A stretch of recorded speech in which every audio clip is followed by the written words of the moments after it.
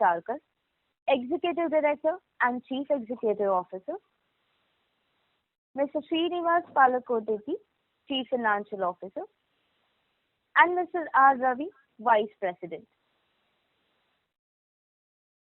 As a reminder, all participant lines will be in the listen-only mode, and there will be an opportunity for you to ask questions after the presentation concludes. Should you need assistance during the conference call, please signal an operator by pressing star then 0 on a touch-tone phone. Please note that this conference is being recorded. I now hand the conference over to Mr. Ravi Ramalingam, Vice President, Hinduja Global Solutions Limited. Thank you, and over to you, sir. Thank you, Rucha. Thank you. Ladies and gentlemen, I, R. Ravi, Head of Investor Relations at HGL, wishing all a very good evening and a warm welcome to the fourth quarter FY21 results conference call. To discuss the fourth quarter results and full year FY21 financials, I am joined by Mr. Parthiv Sarkar, Executive Director and Chief Executive Officer, and Mr. Srinivas Palakotteti, the Global CFO. Before we begin the conference call, I would like to mention that some of the statements made and during the course of today's conference call may be forward-looking in nature, including those related to the future financial and operating performances, benefits and synergies of the company's strategies, future opportunities, and the growth of market of the company's service and solutions. Further, I would like to mention that some of the statements made in today's conference call may be forward-looking in nature and may involve risk and uncertainties. I would like to add a couple of more points. During the Q&A session, questions should be asked only related to the Q4 FY21 financial and FY21 financial. The management would not be commenting on any of the speculative news doing round. There is an investor presentation made by Adfactors, been already emailed to all the investors. I'm sure all of you had the chance to go through. Before I hand over the call to Parthiv Sarkar, I would like to mention that if there is a call drop during the course of the conference call, please bear with the management. Because of the COVID-19 pandemic, all of us are still taking calls in mobile from various locations, and hence call drops are likely to be a recurring problem. Now I would like to invite Mr. Parthiv Sarkar to provide his perspective on the performance of the fourth quarter and also on the full year FY21. Thank you, and over to Mr. Parthiv. Thank you, Ravi, and a very good afternoon to all of you.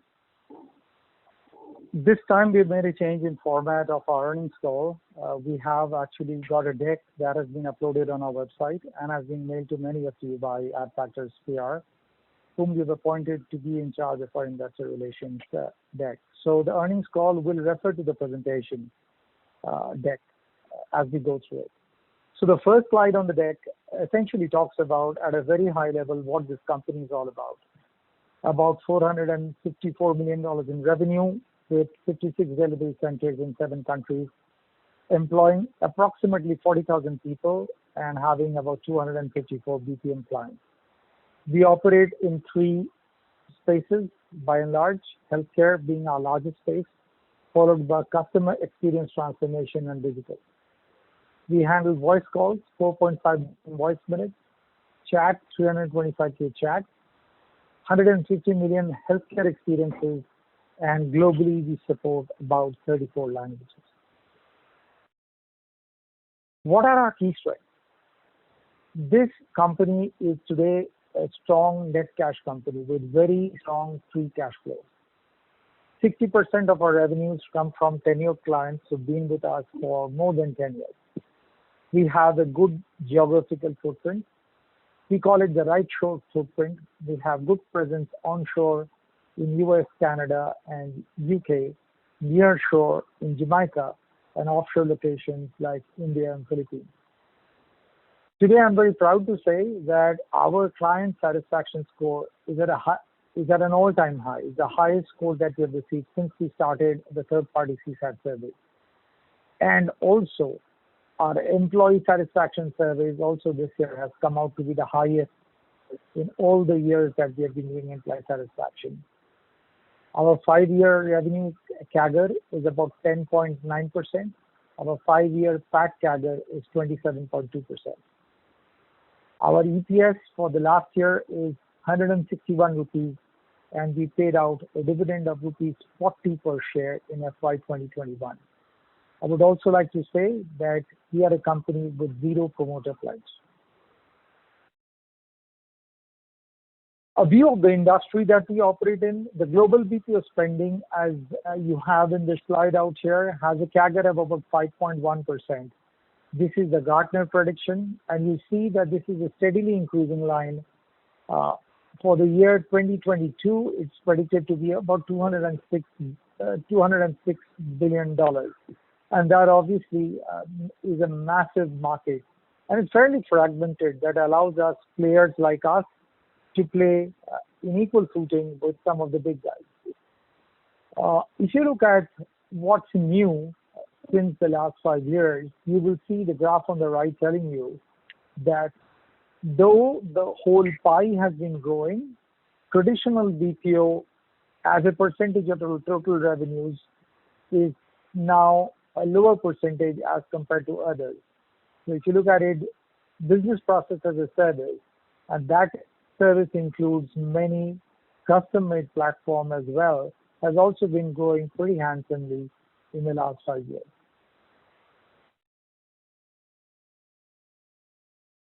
What are the highlights of last year? I think we had a fantastic year where many things came together. But the key thing that helped us survive the pandemic has been the speed at which we deployed the work-at-home solution. So we've been able to report a very strong top line and profitability growth.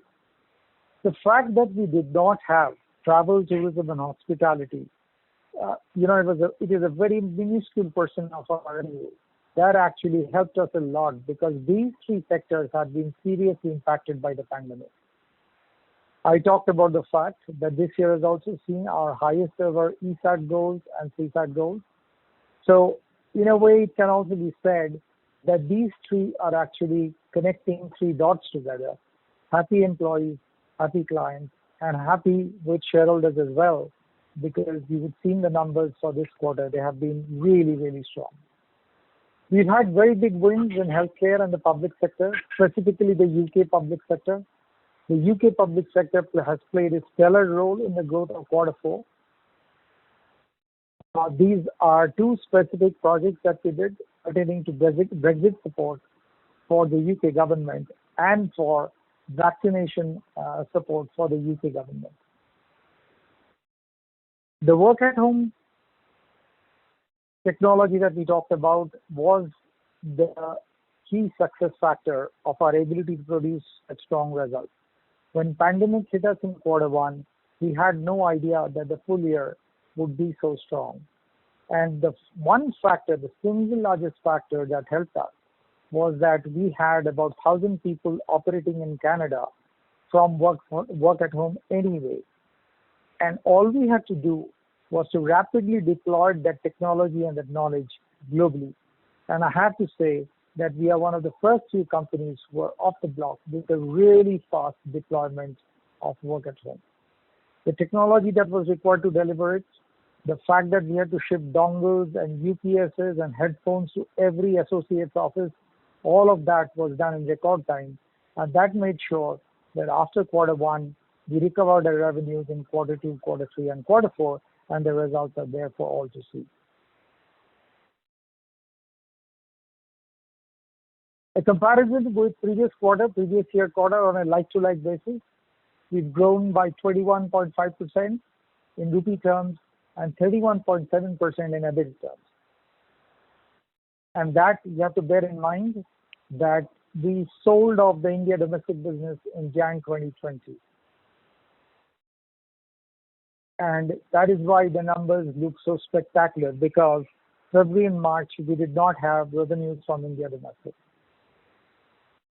Next slide, slide 8, talks about as reported, a good performance again, with profit after tax growing by about 190.6%. Revenues grew about 18.6%, EBITDA grew about 24.5%, profit before tax grew about 72%, and profit after tax grew about 190.6%. Very pleased to say it has obviously been the strongest quarter in our 21-year history. If you compare the 2 years, because I think that's more relevant, it takes out the effect of pandemic, and you will still see that in the year of pandemic, in the year that we actually sold off the India domestic business, we've still grown our revenues by 14.6% and our profitability by 16%.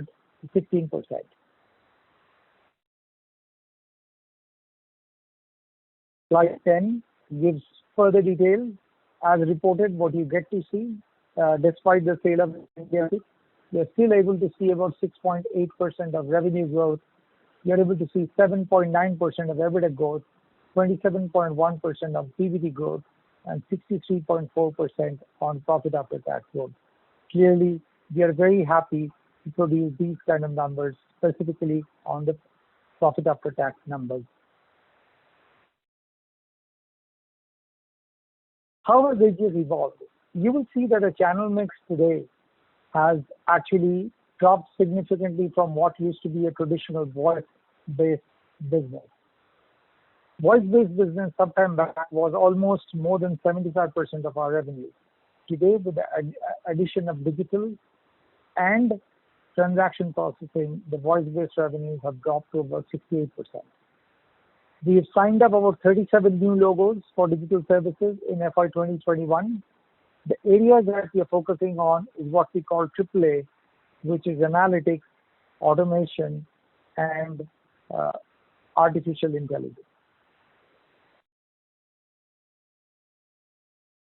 This year also has been a spectacular growth year for UK. This is because we have had massive wins with the UK public sector, and the business has virtually grown by 60.7%. I talked about the fact that we've gone large contracts from the government in cooperation with Fujitsu on the Brexit support. We've also had a contract to support the NHS in the UK vaccination rollout in Q4. Our headcount increased to 2,357 from a number which was close to about 1,000. And all of that has been done in just 1 year. We've actually been able to deploy technology which is cloud-based. That has allowed us to flex our capacity fantastically.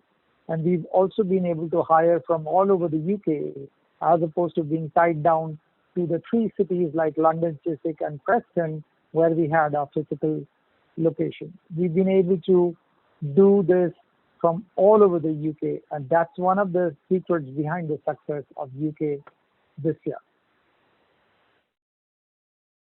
I mentioned about work at home and why that is a game changer. It took us 2 months to completely move work at home, and this is a global deployment. Today, about 85% plus of our workforce is work from home. A very few who have information security needs are working on or are working on some critical processes continue to come to office.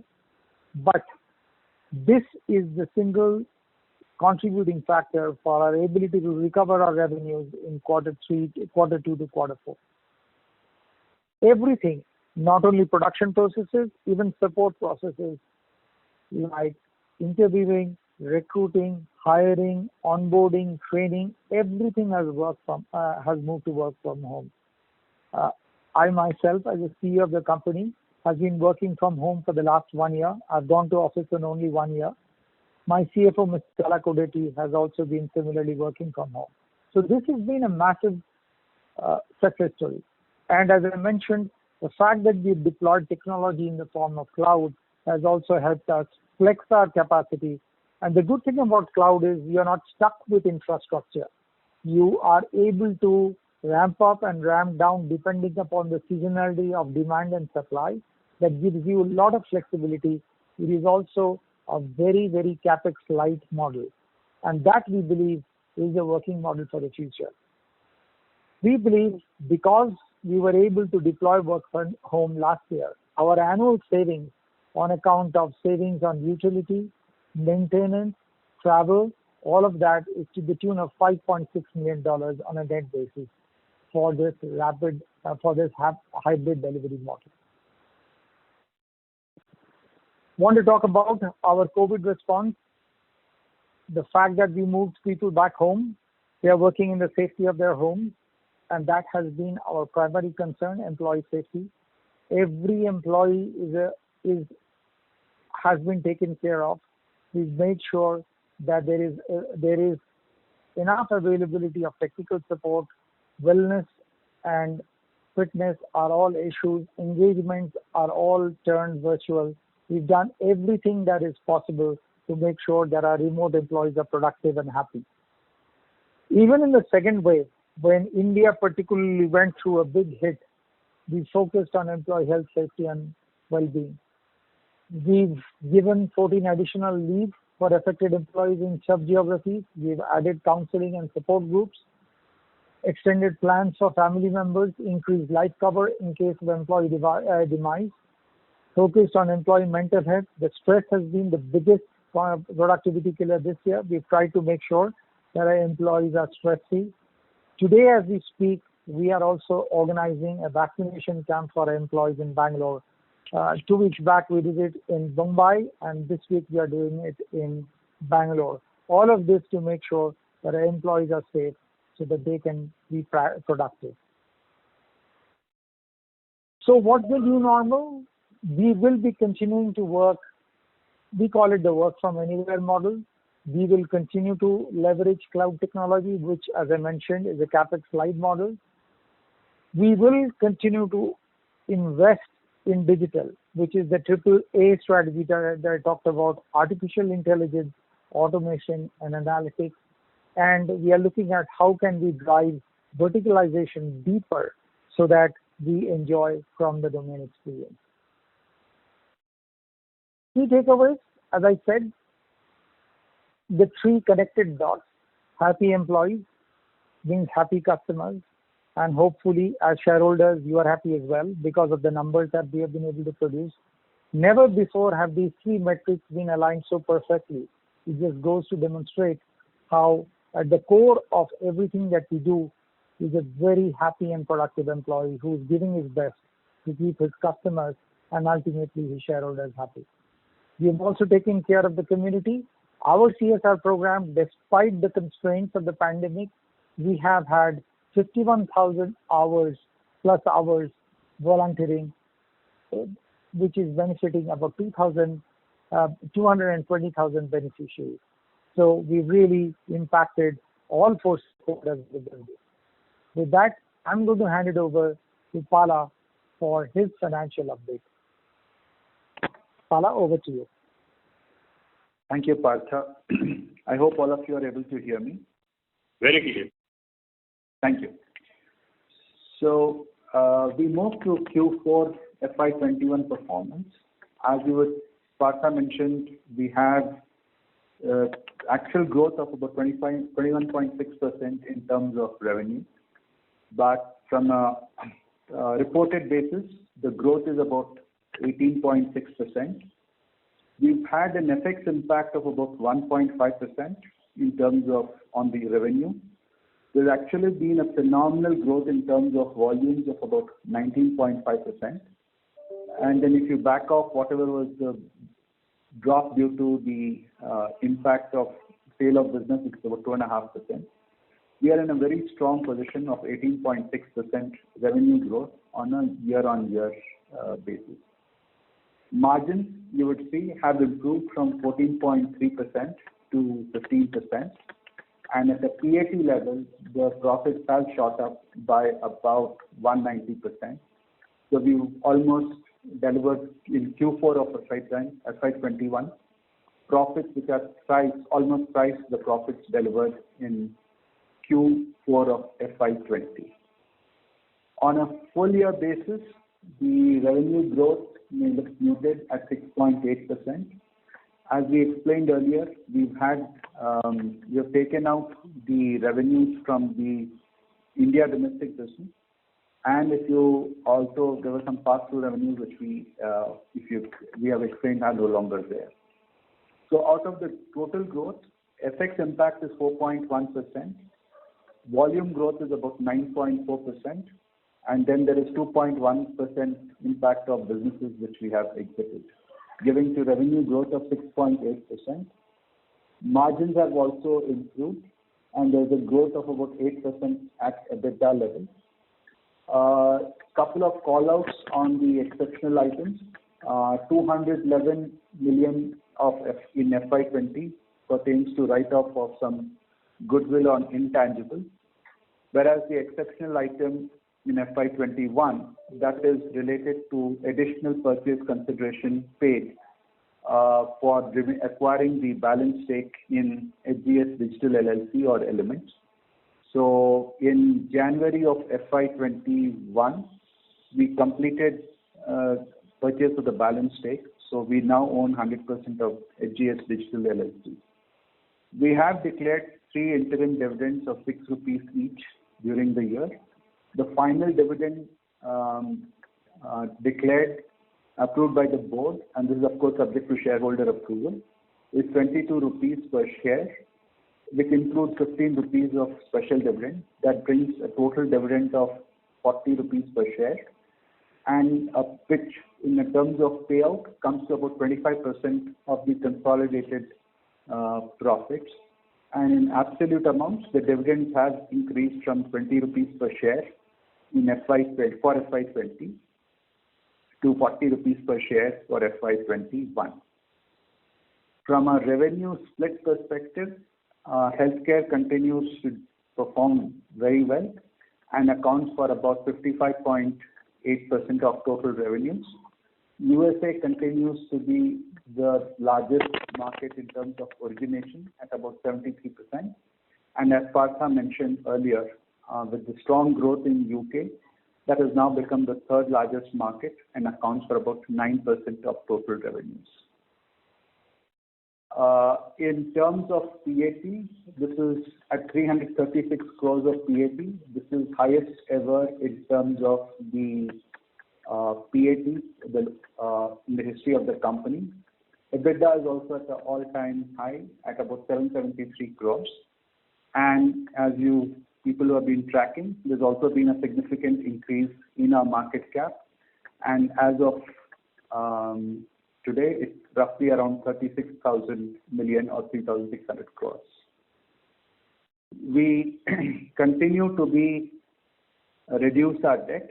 During FY21, we reduced debt by about 2,106 million, and we have ended the year on a net cash basis of 1,365 million.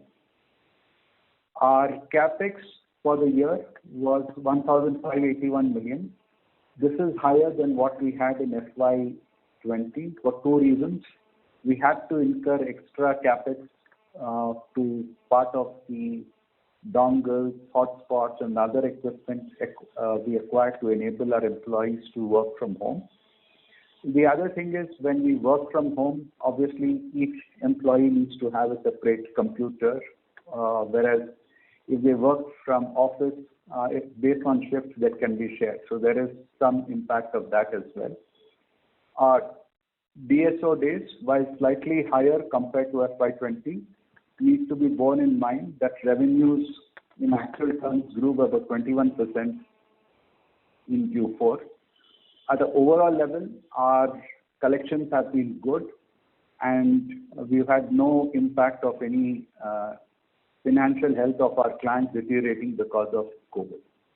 Cash flows continue to remain strong, and about 49% of our free cash of EBITDA got converted into free cash. And we've also seen an increase in return on capital employed from about 16.2% last year to 18%. Out of our total debt, about 64% of our debt is in the form of long-term loans. We have most of the loans linked to LIBOR, but we also have loans which are in the form of with interest rate swaps and fixed rate. As we speak, on 31st March, there was no debt in India except for an ECB of equivalent of little over 110 crores. While we do have surplus, because of regulatory requirements, we are not in a position to prepay the loan without RBI approval. Coming to FX, we continue to take forward covers on a rolling 12-month basis. So we have FX covers with an average of about 76.9 rupees for the dollar for FY22, which compares very favorably with the current spot rates of little over 74. We have rates going all the way up to 84 when you look at our forward covers for FY23 and 24. And of course, this is not fully hedged. We typically hedge up to 75% of our expected revenues. On the Philippines side as well, we have rates in the range of 48.6 to 48.9, which is broadly in line with the current spot rate of 48.67.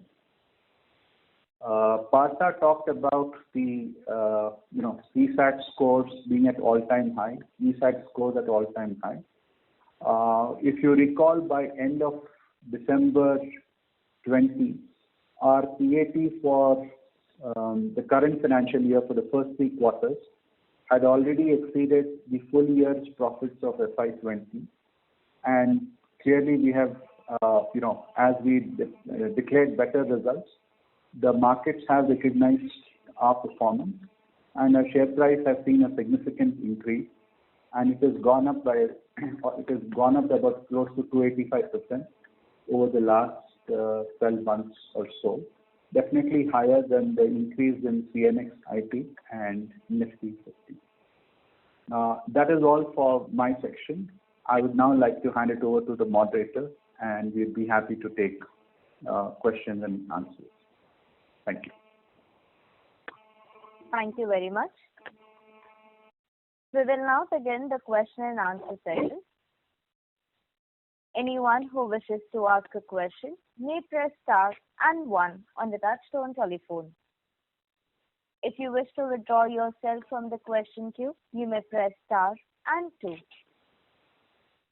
Participants are requested to use handsets while asking a question.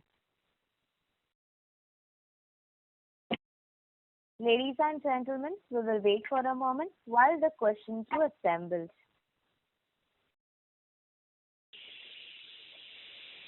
Anyone who wishes to ask a question may press star and 1 now.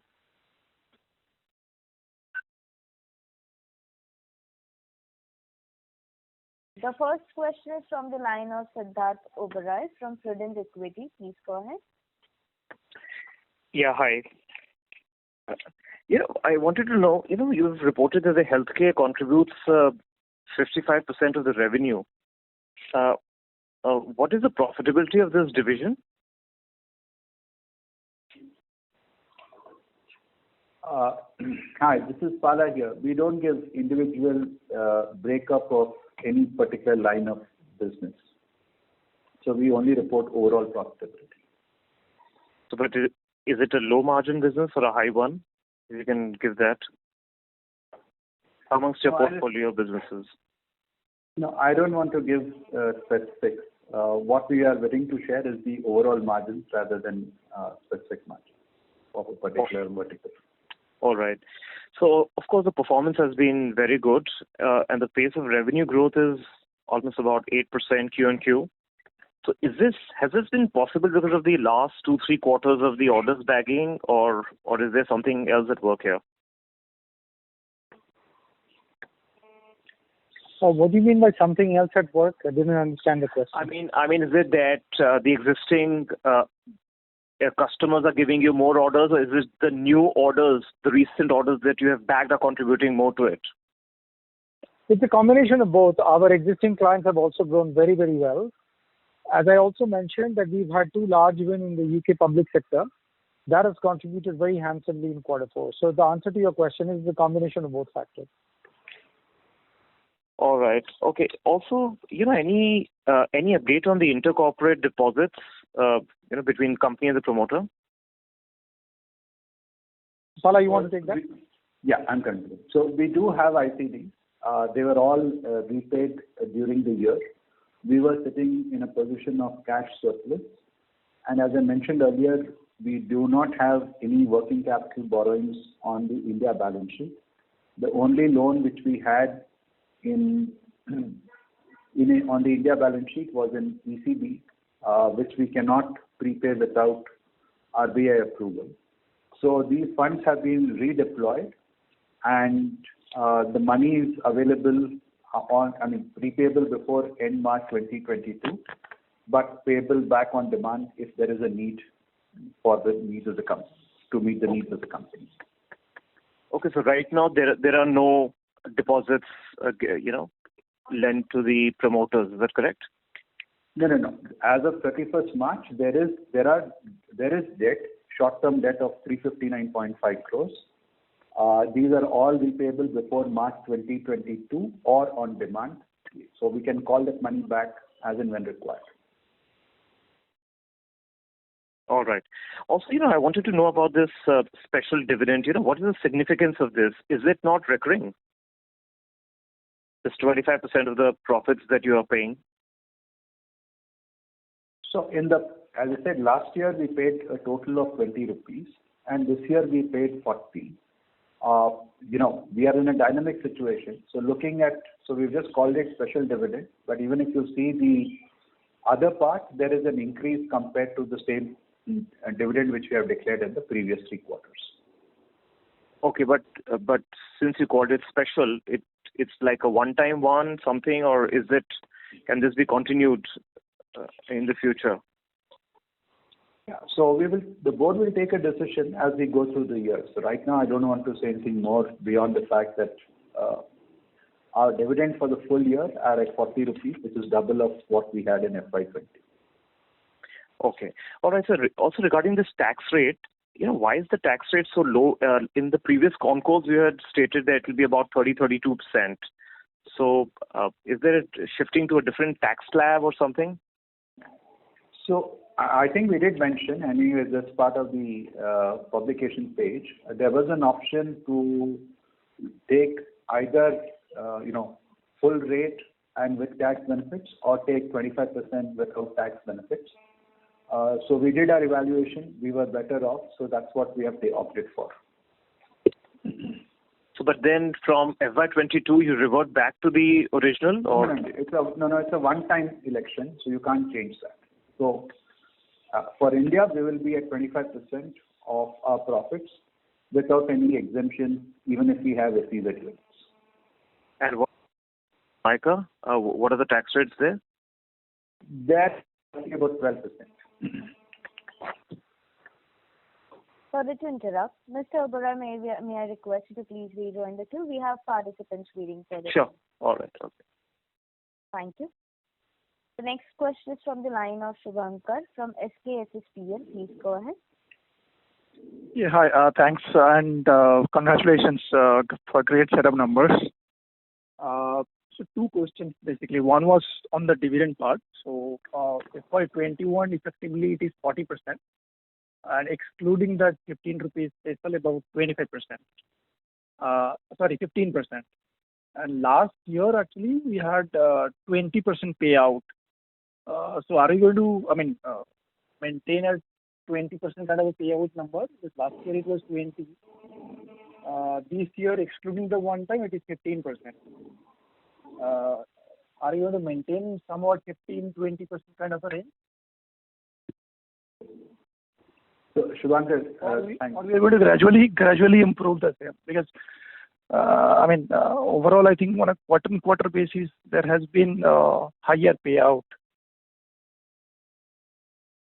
Yeah. So Shubhankar, there are 2 ways to look at it. So if you look at the first 3 interim dividends, those were at 6 rupees. Yeah. Now here it is a total of 22. So there is, if you split it up, we said 15 is special. So 7 is, what would have been against 6. That's what you need to compare. But I think the more relevant portion is that for our profits have gone up, and we maintained the payout ratio at 25%, and we paid 40 rupees per share compared to 20 rupees per share last year. Right. Understood. Okay, so second is related to the margin. This has been phenomenal in terms of improvement in the overall margin. Now, what will be the, obviously I'm not asking for a guidance, but what are the factors that you will watch out for in terms of a margin improvement from here on or an erosion? Because FY 21 we had a benefit from the work from home that you have clearly stated. So other clients, while talking to them, are you getting a sense they are pretty okay with this kind of model, or they are willing to come back once things normalize?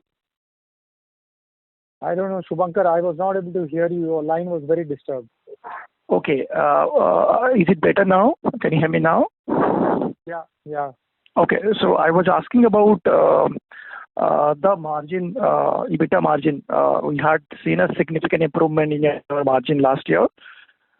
So what are the factors that we'll have to watch out for FY22 in terms of a margin improvement from further or a erosion? I mean, are the clients willing to continue with this work from home model, or are they, kind of asking employees to come back to office once the thing normalizes?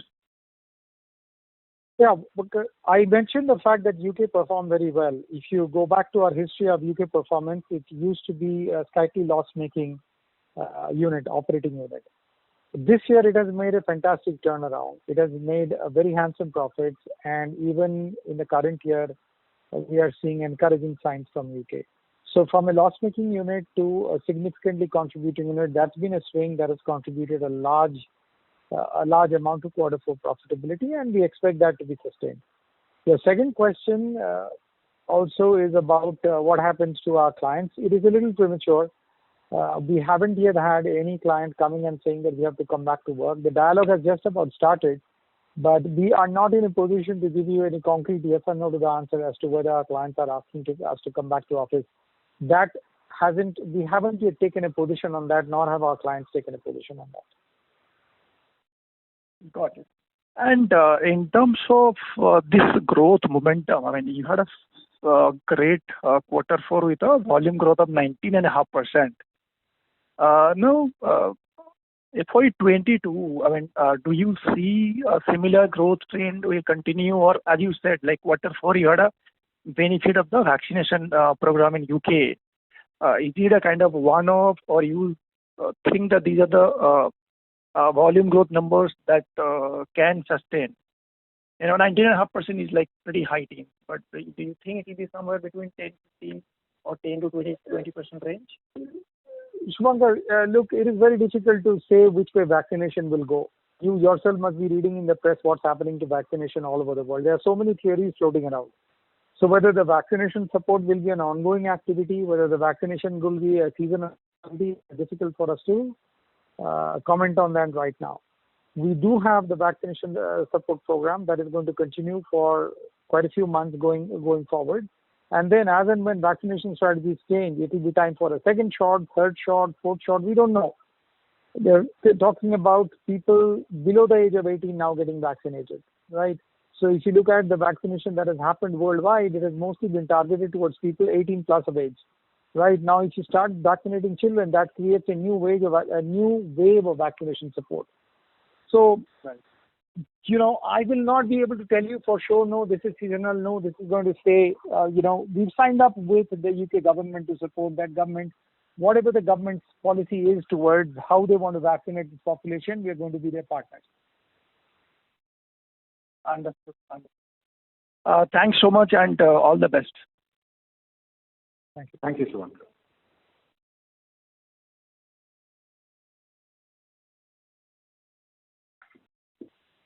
Thank you.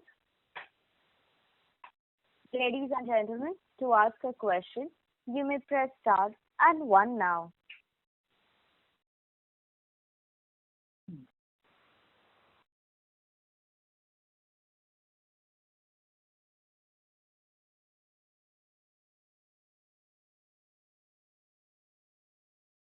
The next question is from the line of Anand Agarwal from Balaji Invest. Please go ahead. Yeah, thank you so much for giving me opportunity. First of all, I hope that all the team of HGS are doing well during this pandemic. My question is related with the year has gone, fantastic. As you said that the work from home, that was the major reason. But I just want to understand a broader picture, say 2 years down the line, how you are seeing, what kind of growth the company is targeting in both the verticals, in all the verticals. So, sir, the best answer for this will be to look at our history and see what has been our track record of growth. So I think we will be able to sustain the track record of growth that we have delivered year on year, and that's what you should count on. So this year, can we expect that this year was exceptional, as the kind of growth this year we have seen is better than earlier? No, as I said, you have to Especially look at it over the long term. Especially profitability, not in terms of revenue, especially I mean in margins and profitability. Look, the attempt will be to improve our profitability going forward. As I said, work at home itself has contributed about $6 million in operating profitability, right? If you are able to sustain this model, it is a capex light model as well. So if you are able to sustain that and our clients agree to keep continuing to do work at home on an ongoing basis, I think this margin can be sustained. Also, if the UK performance continues in the way that it has performed last year, I also see the profitability being in a good, stable situation. Okay. And one more question. I mean, this as there was a rumor in the market for the hiving of this healthcare vertical. So, is there any view on that? Look, at the very outset of the call, I think Ravi, who's in charge of investor relations, clarified that we will not be commenting on rumors or speculation. Okay. Thank you so much. That's from my side. Thank you. Thank you. Thank you. The next question is from the line of Manvardhan Bey from Laurel Investment Advisors. Please go ahead. Good evening, everyone. Thank you so much for the opportunity. And congratulations. Good evening. Great set of numbers. So, maybe if you could guide us through what is happening in UK. I mean, obviously, one is aware of the changes that you've made over the last couple of years, but finally one is seeing that in the numbers. So, and it seems that business is probably going to grow at a different pace than the rest. So maybe if you could take us through how you see that business ahead. So it's been a turnaround. If you have been tracking our performance, our user performance has been rather dismal till about 2019. This year, as I said, because we are a part of the UK government procurement framework, we have been able to bag quite a few orders pertaining to Brexit support and pertaining to NHS vaccination.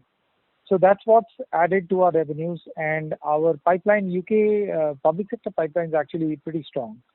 So we hope to be able to continue the growth here. So, since obviously this business has transformed and one can't historically look at the pace at which this business is done. So when one looks forward, what is the kind of pace that one can expect this business to grow at? You're talking about the UK business, or are you talking about the total business? Just the UK business. No, the UK business has been totally transformed. You're right. It's grown at about 64% this year over previous year.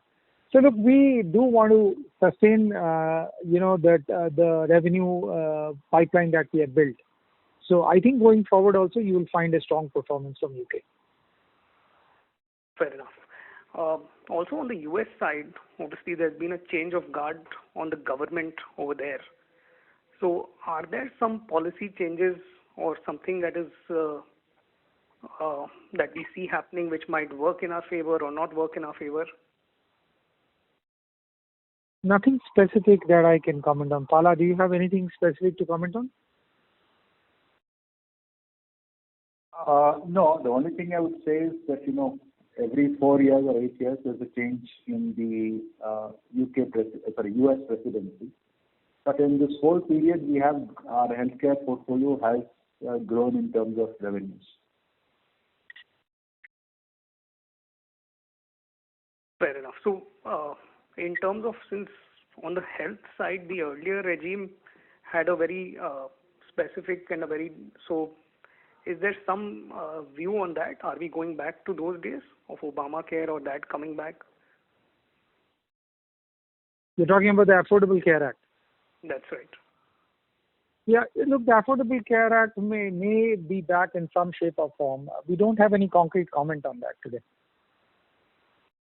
Right, sir. Thank you so much again. Thank you. Thank you.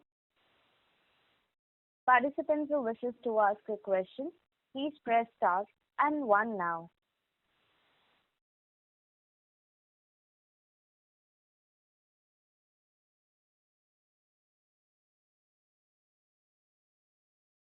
The next question is from the line of Chirag, an individual investor. Please go ahead. Hello. Hello? Hello. Yes, please. Yeah, am I audible? Hi, very clearly. Go ahead, Chirag. Sir, I have few questions. We are into this IT business since quite long, and other leading players of Indian IT industry are also started same like when we started. So why there is delinquency in growing the pie and all? Because most of the whenever the IT boom and IT upgradation happening, the Indian IT sector able to capture a good tailwind of turnover and all.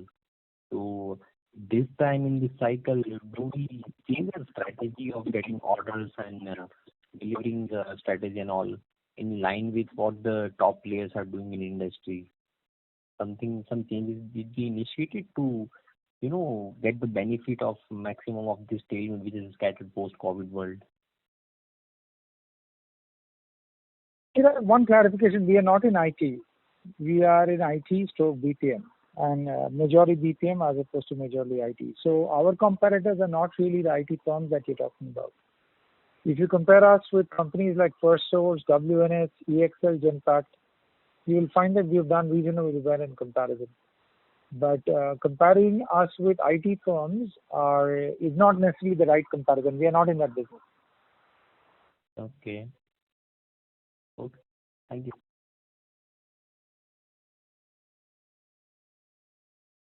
Thank you.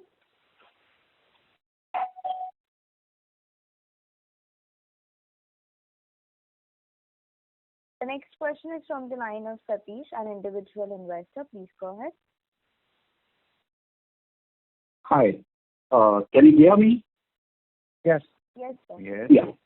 So congratulations on a very good performance. After a long time, I could see there is some flicker on your performance. And even the words also sounds to be very confident and reaffirming to the people who are investing in the company. Congratulations on that. Coming to the question the previous fellows asked, same question I want to repeat. You are not in IT, but in what way you can be compared with IT companies like eClerx? Can we compare your company with eClerx? And going forward, are you going to add any other vertical of cloud-based business models? That's all I want to ask. Yeah, eClerx is similar in many ways. As I said, there are 4 or 5 companies who operate in the zone that we operate. eClerx is one, FirstSource is another, WNS, EXL, Genpact. These are the 5-6 companies. Even Allsec, I would say, is a BPO company. Apart from that, the people that we compete with are captives of the firms in India. So yes, to your direct question, eClerx is a competitor, but we don't necessarily compete with them. But I would rather call them a peer as opposed to a competitor, because we don't come across eClerx in competing RFPs. So that is the answer to question number 1. Yeah. Question number 2, yes, we do want to grow our cloud practice. It's a small practice today, but we do want to grow it in the future. Okay. And the revenue we are going to sustain, that is for sure. Because the confidence our company shows for a period of time, and this time, last time I participated in the same call, and you were sounding a little bit hesitant in telling something to the people. But this time I could see there is a confidence at your level. And the same confidence can I expect in the years to come? about performance? I answered that question. It's not about 1 year or 1 quarter. You look at our performance over the last 10 years, look at our revenue CAGR, and then you will be able to ascertain what kind of growth they can expect from us. About confidence, lack of confidence, that's a subjective comment, sir. I don't know how many CEOs were confident when they were facing a pandemic about giving future projections for the company. Okay, one final question, and ending here. Generally, you are an IT company who are much enabled in the what you call technology platform. Why your results are so delayed? When a company like Infosys or TCS can produce the results in the first week of every quarter or second week of every quarter, why you are delaying it so much? Because that creates a little bit of what you call misunderstanding in the market. So just I wanted to. Yeah. So let me. I mean, COVID. Okay, Pala, you take it. Yeah. Yeah. So let me take that. So clearly, results have come out later, and we had this unfortunate situation where there's some people from both from our auditor's side and our own employees, who are required to finalize the accounts. They unfortunately had they had health issues arising out of COVID. So we took longer as well within the time limit permitted by SEBI. But as we go through, we expect things to come on track in FY22. And clearly, we would like so much close our results and come out sooner. Because you should understand the thing of that confidence level, that gives credit to the company's aura in the market. That's what I want to tell you. I'm so attached to this organization. Yes, sir. Yeah. Thank you. Thanks a lot. Thank you. To ask a question, you may press star and 1 now.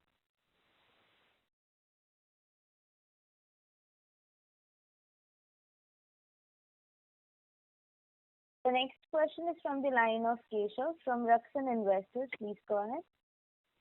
Hi, sir. Thanks for taking my questions. Congrats for FY21, especially for Q4. Sir, I wanted to ask that what is the tenure of your contracts you have with your clients? What if I can have even an average timeline? Well, I want to take that. Yeah. So our contracts are typically 3 years, but we have the same set of clients who have been with us for about 20 years or even more. So one is a contractual term where you may sign an SOW for say 3 years and they get renewed.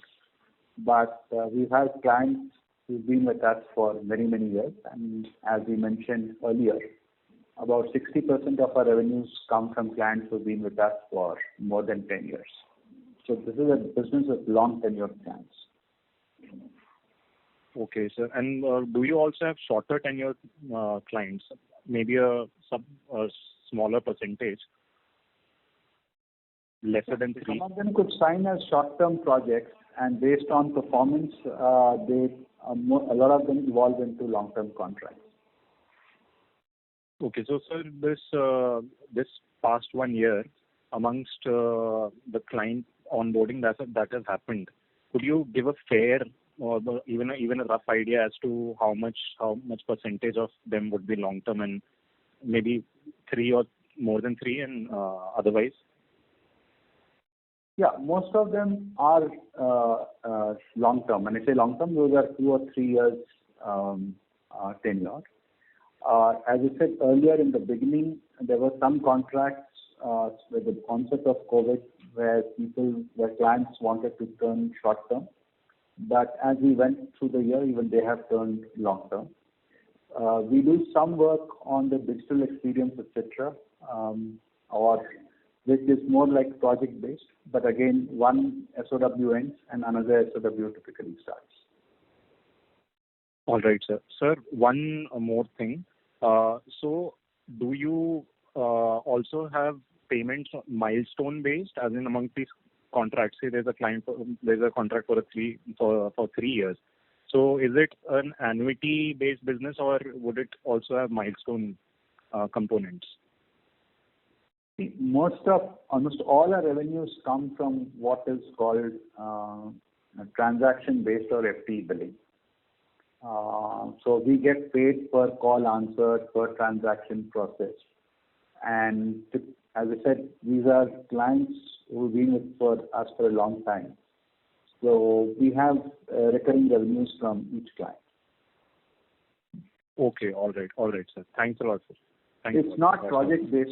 Yes. Yeah, let me clarify. Yeah. Yes. Thank you. Ladies and gentlemen, as this was the last question for today, I now hand the conference over to Mr. R. Ravi for closing comments. Thank you, Rucha. Again, Ravi here. Thank you to all the participants for joining us in the post-results conference call. If there are any further questions or clarifications about the Q4 or on FY21 financials, please email me or to Pala, and we'll be more than happy to get back to you. This is Ravi signing off on behalf of the HCS management. Again, thank you. Thank you. Thank you, everyone. Thank you for participating. Thank you. Bye-bye. Thank you. On behalf of Hinduja Global Solutions Limited, that concludes this conference. Thank you for joining us, and you may now disconnect your lines.